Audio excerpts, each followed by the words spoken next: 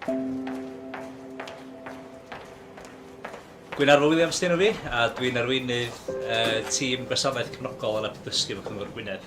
Dwi'n gweithio i'r Cymru Gwynedd ers 40 o flynyddoedd wan, ac nes i gychwyn i ffwrdd fel support worker gweithio yn y tai, y tai chefnogaeth, a fi eisiau ffodus iawn yn cael secondiad i dîm Opus, ac ymlaen wedyn i fel mentor i tîm cefnogaeth gweithgar, a nes i wneud y gwaith yna dros flwyddyn.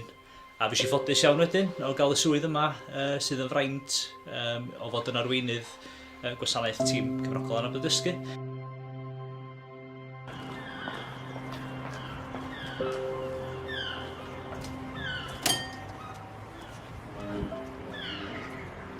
Be dwi'n gweld yn ddiddorol am y swydd ydy yr effaith positif ti'n gael ar unigolion sydd efo Anabledd Dysgu, bod nhw'n mynd i'r gymuned a bod nhw'n cael cyfleoedd a bod y staff wedyn yn cefnogi nhw'n y ddull active support. I drio gael gorau allan o'i bywydau nhw i gyfarch i anghenio nhw mor proffesiynol a bosib bod ni'n darparu gwasanaeth o safon.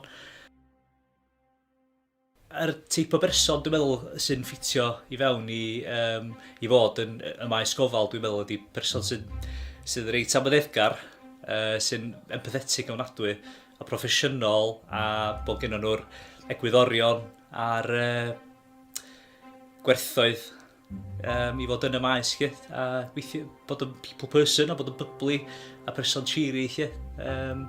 A pwy a wyr be di'r drysau fedrith agor i chi yn y maes.